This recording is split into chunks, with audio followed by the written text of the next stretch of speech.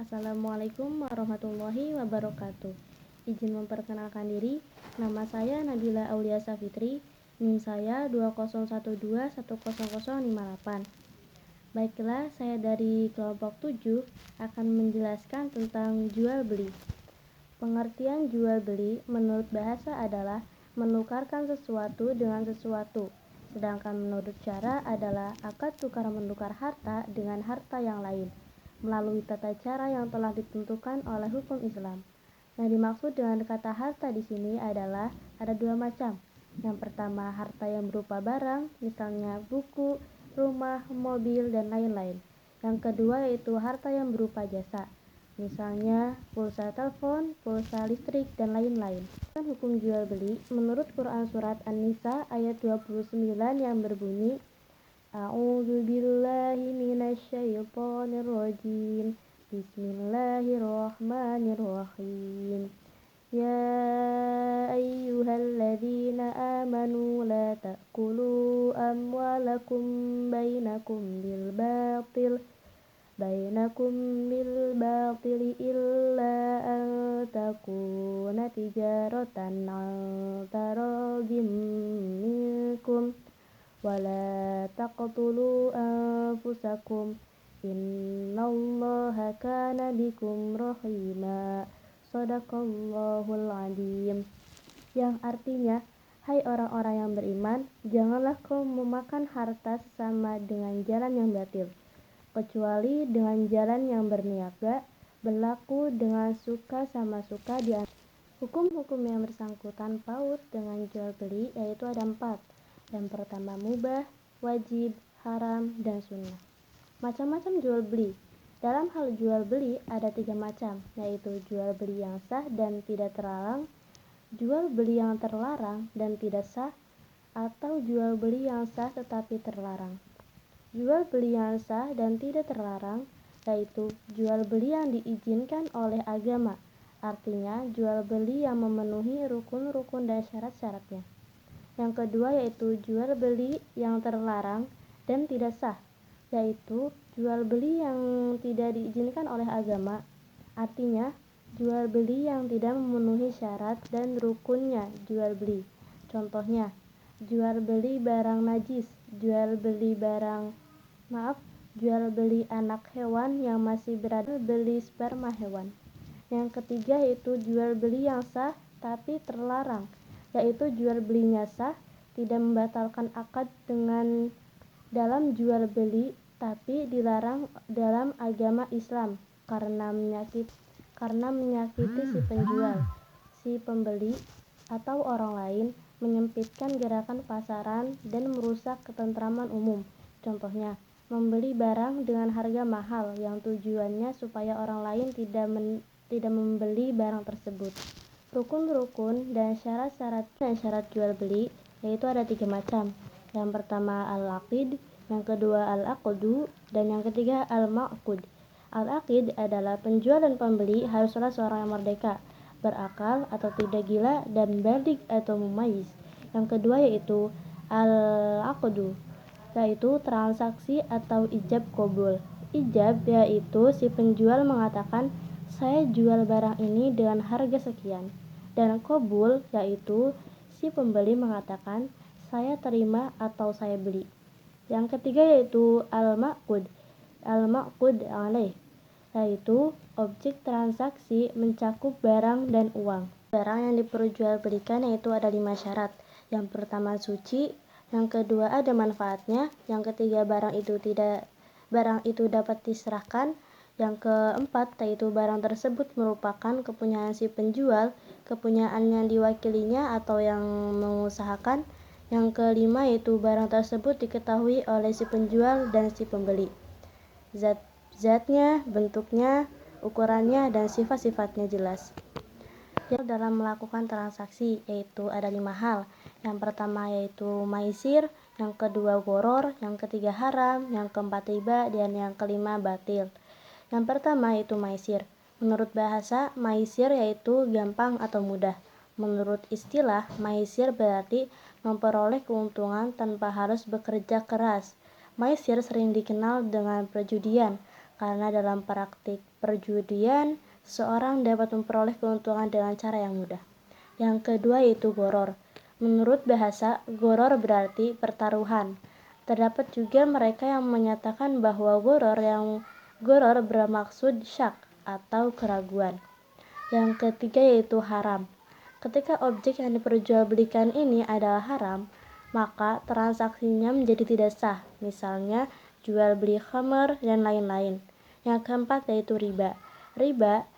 Pelarangan riba telah dinyatakan dalam beberapa ayat Al-Quran. Ayat-ayat mengenai pelarangan riba diturunkan secara bertahap.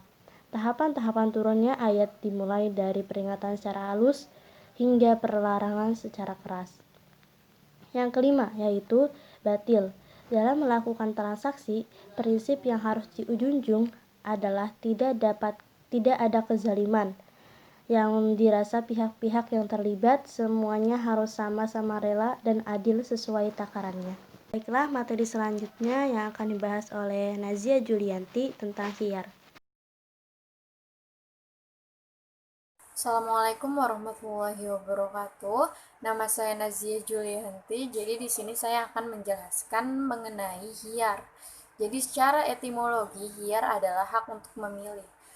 Sedangkan menurut syara, khiyar adalah hak untuk memilih si pedagang dan si pembeli untuk meneruskan akadnya atau membatalkannya. Hukum khiyar adalah boleh jika memenuhi syarat-syaratnya, sedangkan jika untuk menipu itu adalah dilarang atau haram. Sebagaimana Rasulullah SAW bersabda yang artinya, engkau berhak khiyar tiap-tiap barang yang engkau beli selama 3 malam. Hadis riwayat Al-Baihaqi dan Ibnu Majah. Jenis-jenis khiyar. Jadi jenis-jenis khiyar ini ada 3. Yang pertama ada khiyar majelis, yang kedua ada khiyar syarat, dan yang ketiga adalah khiyar aib. Yang pertama khiyar majelis adalah jenis pemilihan yang dilakukan dalam satu majelis. Jadi kedua belah pihak ini dapat memilih dari jual beli yang sudah disepakati atau diakadkan dalam majelis tersebut. Yang kedua adalah khiyar syarat. Khiyar syarat adalah hak pemilihan berdasarkan persyaratan. Yang ketiga adalah khiyar aib. Jadi ketika akad, si pembeli ini belum mengetahui adanya kecacatan dari barang tersebut. Jadi si pembeli ini dapat memilih apakah akan membatalkan atau meneruskan akad tersebut. Manfaat khiyar. Jadi manfaat khiyar adalah akad jual beli dapat dipertegas dan menjadi lebih aman. Yang kedua adalah akan membuat kenyamanan dan akan muncul kepuasan bagi si penjual dan si pembeli. Kemudian masing-masing penjual dan pembeli secara jelas dan terbuka akan melakukan proses transaksinya dan menghindarkan dari perselisihan antara si penjual dan si pembeli. Assalamualaikum warahmatullahi wabarakatuh. Perkenalkan, nama saya Muhammad Raihan Fahrizal. Di sini saya akan menjelaskan tentang jual beli salam. 1. Pengertian jual beli salam. As-salam dalam istilah fiqih disebut juga as-salaf. Secara etimologis, kedua kata memiliki makna yang sama, yaitu mendahulukan pembayaran dan mengakhirkan barang. Secara terminologis, salam adalah menjual suatu barang yang penyerahannya ditunda, atau menjual suatu barang yang ciri-cirinya disebutkan dengan jelas dengan pembayaran modal terlebih dahulu, sedangkan barangnya diserahkan di kemudian hari.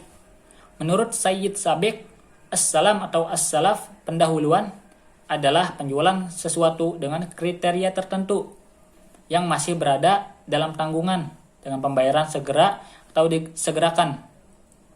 Menurut kompilasi hukum ekonomi syariah, salam adalah jasa pembiayaan yang berkaitan dengan jual beli yang pembiayaannya dilakukan bersamaan dengan pemesanan barang. Dari beberapa definisi tersebut, disimpulkan bahwa yang dimaksud jual beli salam adalah transaksi jual beli yang pembayarannya dilaksanakan ketika akad berlangsung dan penyerahan barang dilaksanakan di akhir sesuai dengan perjanjian yang telah disepakati oleh penjual dan pembeli. Dalam menggunakan akad salam, hendaknya menyebutkan sifat-sifat dari objek jual beli salam yang mungkin bisa dijangkau oleh pembeli, baik berupa barang yang bisa ditakar, ditimbang maupun diukur. Disebutkan juga jenisnya dan semua identitas yang melekat pada barang yang dipertukarkan yang menyangkut kualitas barang tersebut. 2. Rukun dan syarat jual beli salam. 1. Al-aqid. Al-aqid adalah orang yang melakukan akad. Dalam perjanjian salam, pihak penjual disebut dengan al-muslam ilaih atau orang yang diserahi, dan pihak pembeli disebut al-muslam atau pemilik as-salam yang menyerahkan. 2. Objek jual beli salam, yaitu harga dan barang yang dipesan. Barang yang dijadikan sebagai objek jual beli disebut dengan al-muslam fih. Barang yang dipesan harus jelas ciri-cirinya dan waktu penyerahannya. Harga atau ra'su malis salam dalam jual beli salam harus jelas serta diserahkan waktu akad. 3. Sigot atau ijab qabul. Ijab yaitu pernyataan melakukan ikatan, dan qabul yaitu pernyataan penerimaan ikatan sesuai dengan kehendak syariat yang berpengaruh pada objek perikatan. Adapun syarat-syarat yang harus dipenuhi dalam jual beli salam adalah sebagai berikut. 1. Syarat orang yang berakad. Al-aqid. Ulama Malikiyah dan Hanafiyah mensyaratkan akid harus berakal, yakni sudah mumayyiz. Anak yang agak besar yang pembicaraan dan jawaban yang dilontarkannya dapat dipahami serta berumur minimal 7 tahun. Adapun ulama Syafi'iyah dan Hanabilah mensyaratkan akid harus baligh, terkena perintah syara, berakal, telah mampu memelihara agama dan hartanya. Dengan demikian, ulama Hanabilah membolehkan seorang anak kecil membeli barang yang sederhana atas seizin walinya. Syarat yang terkait dengan pembayaran atau harga antara lain: 1. Alat bayar harus diketahui dengan jelas jumlah dan jenisnya oleh pihak yang terlibat dalam transaksi. 2. Pembayaran harus dilakukan seluruhnya ketika akad telah disepakati. 3. Pembayaran tidak boleh dalam bentuk pembebasan hutang.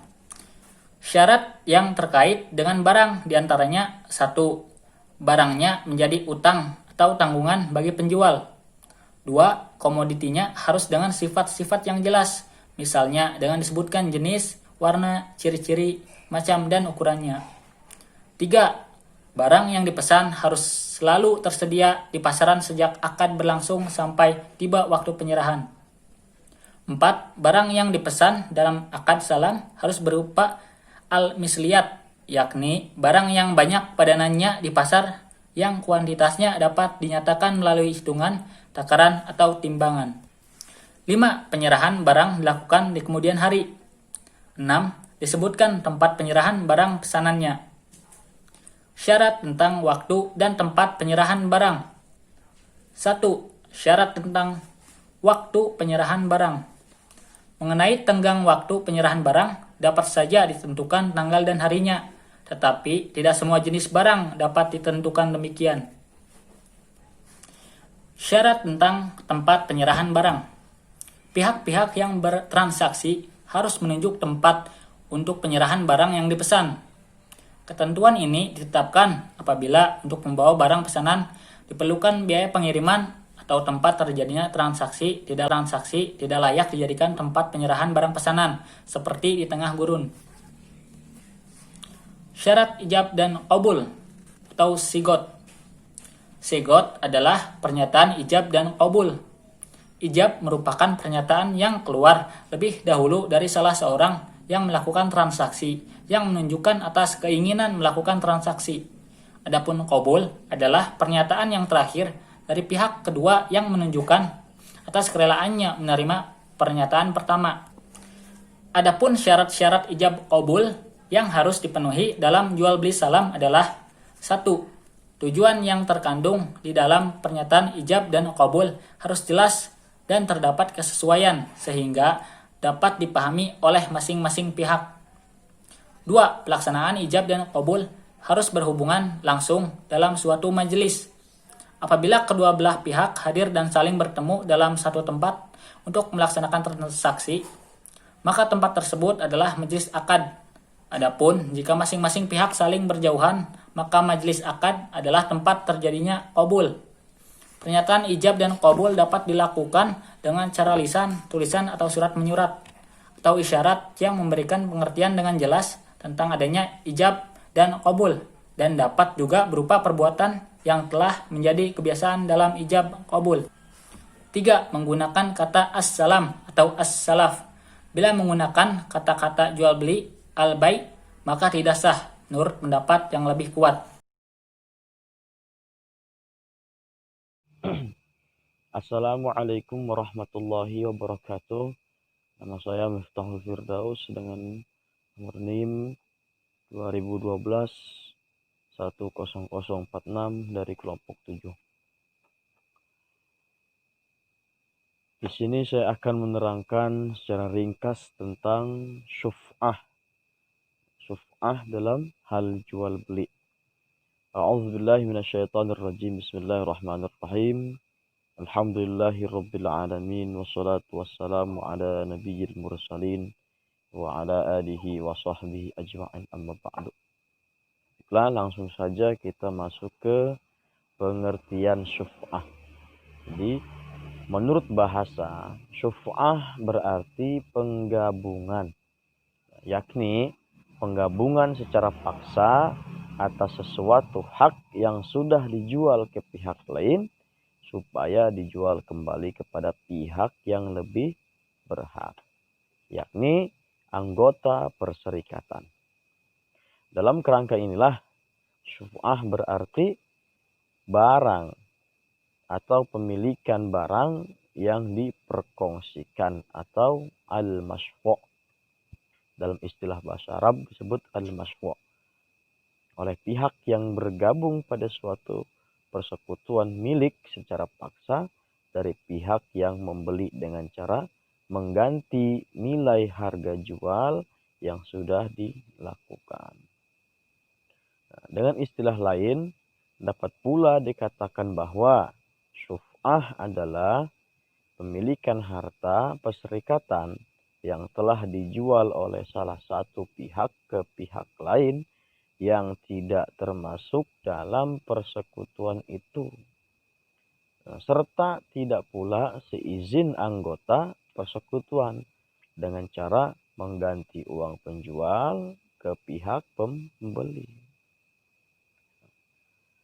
Di antara dalil yang dijadikan argumen yang berkaitan dengan syuf'ah tersebut adalah dari hadis Nabi Shallallahu Alaihi Wasallam yang berbunyi, Bismillahirrahmanirrahim. An Jabir radhiyallahu taala anhu qala, qada Rasulullah Shallallahu Alaihi Wasallam bisyuf'ah fi kulli syirkatun lam tuqsam rab'atun aw ha'itun la yuhilla lahu an yabi'a hatta yu'zan syarikuhu fa in syaa'a akhadha wa in syaa'a tarak fa idza ba'a wa lam yu'zinhu fa huwa ahaq bih.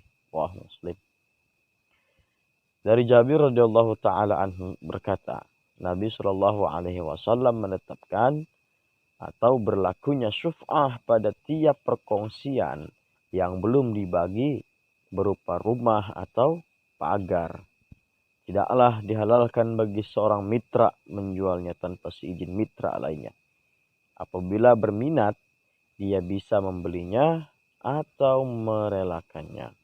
Jika sudah terlanjur dijual, maka mitranya lebih berhak atas pembelian barang tersebut. Hadis riwayat Muslim. Nah, bagaimana agar bisa terwujud syuf'ah, atau bagaimana caranya agar bisa terjadi atau syuf'ah ini bisa digunakan. Nah, jadi untuk bisa terwujud syuf'ah ada 4 unsur yang mesti ada, yang mesti dilaksanakan atau yang mesti dilengkapi. Yang pertama yaitu adanya pihak yang mempunyai hak beli paksa. Jadi syarat atau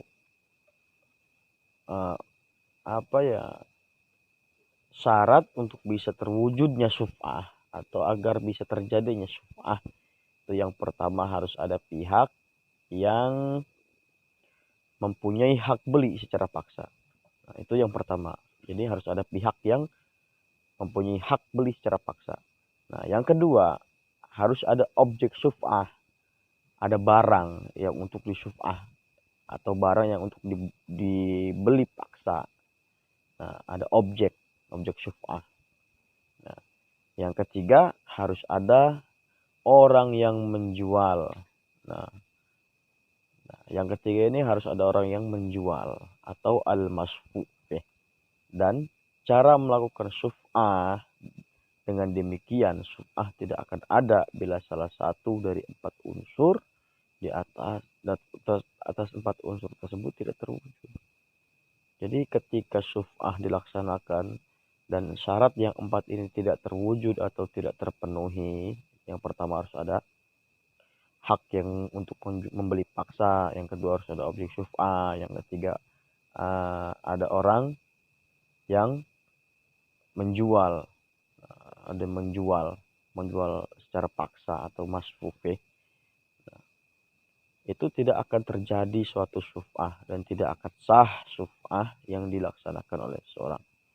Nah, yang pertama tadi harus ada pihak yang berhak membeli secara paksa.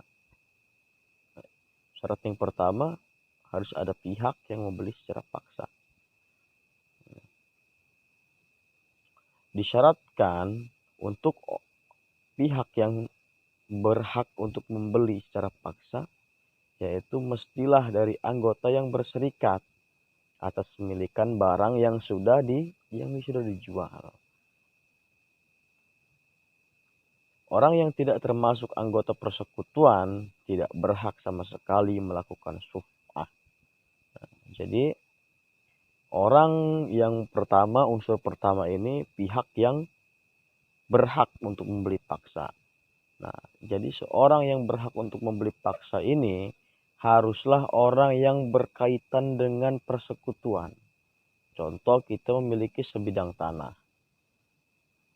Nah, dalam sebidang tanah atau kebun itu tidak dimiliki oleh kita secara hak sendiri.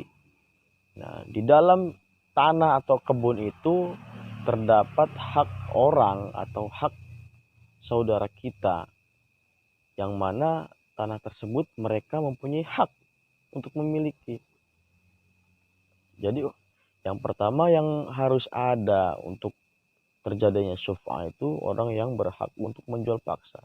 Dan orang yang berhak untuk menjual paksa tersebut haruslah orang yang berkaitan dengan persekutuan. Jadi selain orang yang tidak berkaitan dengan persekutuan itu tidak akan sah untuk menjalankan syuf'ah dan tidak akan terjadi suatu syuf'ah. Itu yang pertama. Nah, kemudian secara bersekutu itulah sudah ditentukan bagian masing-masing, syuf'ah juga tidak bisa dilakukan. Sebab pemilikan bukan lagi sebagai milik bersama. Jadi orang yang berhak yang tidak termasuk anggota persekutuan tidak berhak untuk memiliki suatu hak milik orang. Jadi walaupun kita ingin melaksanakan syuf'ah tetapi dia tidak termasuk dalam persekutuan, itu tidak akan sah dan tidak akan terjadi suatu syuf'ah. Nah, tidak ada sama sekali hak untuk memiliki atau untuk menjual. Nah, sebab memilikan bukan lagi milik bersama. Nah, secara bersekutunya itu sudah ditentukan bagian masing-masing. Jadi ketika kita mempunyai sebidang tanah atau kebun dan kemudian dimiliki oleh 4 orang saudara kita dan sebagian di situ ada hak milik kita. Nah, jadi secara zahir si tanah itu sudah dibagi menjadi 4 bagian. Dan dibagi menjadi 4 bagian yang tersebut itu salah satunya adalah hak milik kita. Nah, Jadi syuf'ah juga tidak bisa dilakukan sebab pemilikan bukan lagi milik bersama. Nah, ketika si syuf'ah ini si pemilik menjual si partner kita atau orang yang memiliki sebidang tanah, yang memiliki hak untuk menjual sebidang tanah, menjual hak kita secara tanpa sepengetahuan kita. Maka di situ kita sebagai mustahid, itu orang yang berhak untuk bersyuf'ah atau membeli paksa. Itu baru bisa dilaksanakan tentang syuf'ah. Kecuali kita sudah terbagi tanah menjadi 4 bagian, di antaranya salah satu adalah milik kita, maka syuf'ah tidak akan terjadi. Karena syuf'ah bukan lagi sebagai milik tanah bersama. Nah, ketentuan ini didasarkan atas hadis Rasulullah Shallallahu Alaihi Wasallam yang berbunyi, anna Rasulullah Shallallahu Alaihi Wasallam qada bisyuf'ati fima lam yaqsam baina syuraka'i fa idza waqa'atil hududu bainahum fala syuf'ah. Rasulullah Shallallahu Alaihi Wasallam sudah menentukan bahwa hak syuf'ah hanyalah berlaku atas pemilikan sesuatu yang belum dibagi. Apabila sudah dibagi serta hak masing-masing pemiliknya sudah ditentukan, maka syuf'ah tidak ada lagi. Nah, ini salah satu dalil, salah satu dasar, salah satu pegangan bahwa syuf'ah itu hanya berlaku kepada hak yang belum dibagi. Contoh seperti tadi, bidang tanah yang belum terbagi, maka boleh dilakukan syuf'ah. Ketika tanah sudah dibagi atau hak-haknya sudah dibagi, di salah satunya ada hak kita, maka tidak akan berlaku lagi syuf'ah. Itu yang pertama. Dan yang kedua, unsur syuf'ah ialah adanya objek syuf'ah atau barang yang disyuf'ah. Nah, atau barang yang berhak untuk dibeli paksa. Para ulama sepakat akan adanya hak syuf'ah terhadap al-masfu' yang berbentuk benda yang tidak bergerak. Nah, jadi para ulama, para fuqaha bersepakat bahwa akan adanya hak syuf'ah terhadap al-masfu' alaih yang berbentuk benda yang tidak bergerak seperti tanah, rumah, kebun, dan lain sebagainya. Dan sejenisnya. Alasannya mengapa? Yang mereka pakai adalah hadis Nabi Shallallahu Alaihi Wasallam. Ini salah satu hadis atau dalil yang untuk dipegang bahwa syuf'ah hanya berlaku untuk benda yang tidak bisa bergerak. Nah, salah satu dalil adalah diambil dari hadis Rasulullah Shallallahu Alaihi Wasallam yang bunyi, qala Rasulullah Shallallahu Alaihi Wasallam bisyuf'ati ala kulli syirkatun lam tuqsam raba'atun aw ha'id. Rasulullah SAW sudah menetapkan bahwa syuf'ah itu berlaku atas segala macam perserikatan yang tidak dapat dibagi, seperti rumah dan kebun. Itu unsur syuf'ah yang kedua. Kemudian unsur syuf'ah yang ketiga adalah orang yang harus menjual kembali. Nah, harus ada orang yang harus menjual kembali harta syuf'ah kepada anggota persurah atau al-masfu'ah. Nah, para ulama bersepakat bahwa orang yang harus menjual kembali barang syuf'ah kepada anggota persekutuan ialah orang yang menerima pemindahan milik anggota persekutuan melalui jual beli atau dari tetangga. Bagi yang mengakui adanya hak syuf'ah bagi tetangga, adapun pemindahan milik yang bukan dengan cara jual beli diperselisihkan oleh para fuqaha. Nah, jadi unsur syuf'ah yang ketiga ini harus ada orang yang menjual kembali harta syuf'ah kepada anggota persyura atau al-masfu'ah. Nah, para ulama sepakat bahwa orang yang harus menjual kembali barang syuf'ah kepada anggota persekutuan ialah orang yang menerima pemindahan milik anggota persekutuan melalui jual beli atau dari tetangga. Contoh, bagi yang mengakui adanya hak syuf'ah bagi tetangga, ada pemindahan milik yang bukan dengan cara jual beli, diperselisihkan oleh para fuqaha atau oleh para ulama ahli fiqih. Jadi harus orang yang harus menjual kembali hak syuf'ah ini orang yang secara langsung menerima pemindahan benda, pemindahan hak dari orang yang menjual kepada orang yang membeli.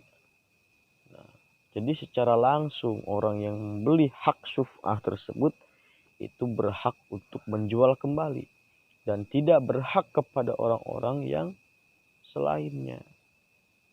Nah, harus orang tersebut yang secara langsung menerima pemindahan hak tersebut. Adapun melalui, kalau bahasa sekarang namanya calo, menjual, contoh kita adalah orang yang berhak untuk menjual kembali. Nah, kita melalui kalau disebut bahasa kasar calo ya, melalui calo. Nah, itu ketika kita menjual kembali harta syuf'ah atau hak syuf'ah, maka diperselisihkan oleh para ulama. Diperselisihkannya kenapa? Khawatir, takut ada ketidakadilan, takut ada kesalahpahaman di antara mereka, terjadilah perselisihan. Maka dari itu orang yang berhak untuk menjual kembali hak syuf'ah adalah orang yang secara langsung menerima pemindahan secara jual beli. Yang terakhir, unsur syuf'ah ialah cara melakukan syuf'ah. Yang perlu ditekankan di sini ialah bahwa syuf'ah haruslah dilakukan secepat mungkin. Dalam arti bahwa bila syaf'i hendak melakukan syuf'ah, maka ia mestilah melaksanakannya setelah ia mengetahui adanya pemindahan hak milik oleh anggota persekutuannya. Nah, jadi unsur syuf'ah yang perlu diperhatikan dan perlu ditekankan yang terakhir ini adalah ketika orang yang berhak untuk membeli paksa atau disebut dalam istilah bahasa Arab syaf'i, di orang yang berhak untuk membeli paksa hak syuf'ah, itu harus dilaksanakan secepat mungkin. Jadi ketika kita mengetahui bahwa hak kita telah dijual oleh pihak lain, maka secepatnya kita melakukan syuf'ah atau membeli paksa. Secara bagaimana? Secara mengganti nilai angka yang telah diberikan oleh pembeli kepada penjual. Nah, gitu. Jadi kita mengganti berapa nominal yang telah dibeli kepada si penjual, maka kita ganti secara secepat mungkin. Nah, secara cepat mungkin ketika kita begitu mengetahui bahwa hak kita dijual oleh pihak lain, maka langsung secepatnya kita membeli paksa atau melakukan syuf'ah. Bila terlambat pelaksanaan syuf'ah tanpa sesuatu halangan yang bisa diterima, maka hak syuf'ah akan menjadi guna. Khawatir ketika kita memperlambat untuk melakukan syuf'ah secara mengulur-ngulur waktu tanpa adanya sebab yang bisa diterima, tanpa adanya alasan yang bisa diterima, maka khawatir hak syuf'ah kita akan gugur. Hak syuf'ah kita akan gugur, akan hilang. Maka dari itu disarankan atau ditekankan unsur syuf'ah yang terakhir ini adalah secepat mungkin untuk melaksanakan syuf'ah. Ketika kita begitu mengetahui hak kita telah dijual oleh pihak lain, maka secepat mungkin kita membeli paksa atau melakukan syuf'ah. Nah, adapun kadar ukuran syuf'ah disepakati oleh para ulama bahwa jumlahnya mestilah sama dengan harga jual yang dilakukan oleh anggota perserikatan dengan pembeli. Jadi kadar ukuran syuf'ah ini harus sesuai jumlahnya. dengan harga jual yang dilakukan oleh anggota perserikatan dengan pembeli. Jadi kita mengganti nominal berapa yang telah dijual atau berapa yang telah diberikan oleh si pembeli kepada si penjual atau perserikatan yang lain. Nah, serta tidak boleh kurang. Tidak boleh kurang.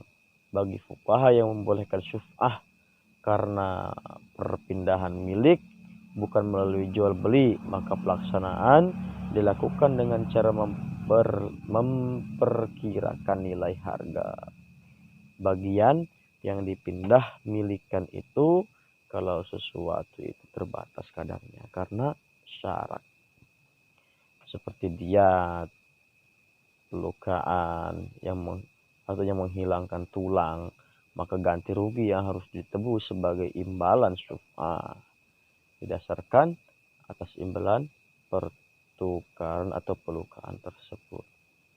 Nah, persoalan yang dikemukakan di atas atau kemukakan tadi pada dasarnya adalah pelaksanaan syuf'ah yang syafi'iyah hanya satu orang. Sehingga syuf'ah tidak mesti dibagi. Sebab setelah syuf'ah dilakukan maka pemilikan terhadap benda yang disyuf'ahkan itu akan menjadi milik utuh dari seorang syafi'i. Jadi hartanya tidak dibagi, haknya tidak terbagi-bagi. Ini hanyalah satu orang hak milik.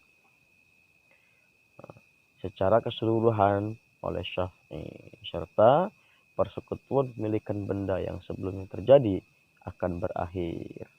Bagaimana kalau sekiranya Syafi'i itu lebih dari seorang dan berapa hak mereka masing-masing terhadap benda yang disyafi'ikan itu? Nah, persoalan ini tidak ada ketentuannya dari secara pasti. Jadi syuf'ah ini mengandung beberapa hikmah.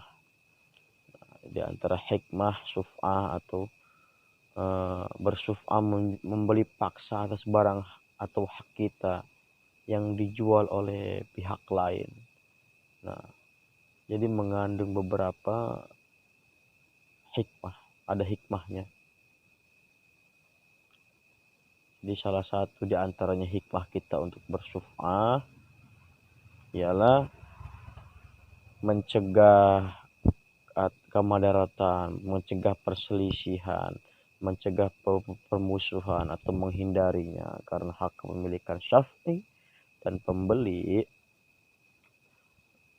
kemungkinan bagi orang lain atau pihak lain dapat mencegah kemungkinan adanya kemudaratan atau perselisihan atau permusuhan dari orang lainnya. Maka syuf'ah ini mencegah untuk terjadinya perselisihan, untuk menjadinya permusuhan. Jadi salah satu hikmahnya adalah untuk mempermudah kita agar terhindar dari semua itu, dari perselisihan, dari permusuhan. Jadi salah satu tujuan untuk syuf'ah itu ya seperti itu.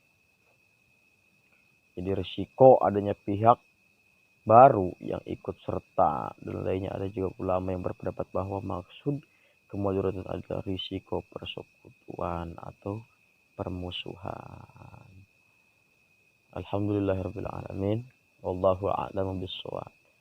Mungkin sekian dari saya tentang penjelasan atau pembahasan secara ringkas atau secara singkat tentang syuf'ah. Bila ada kata-kata atau pembahasan yang kurang dipahami, silahkan mengajukan pertanyaan. Insyaallah sebisa mungkin kami akan jawab. Wabillahi taufiq wal hidayah. Assalamualaikum warahmatullahi wabarakatuh.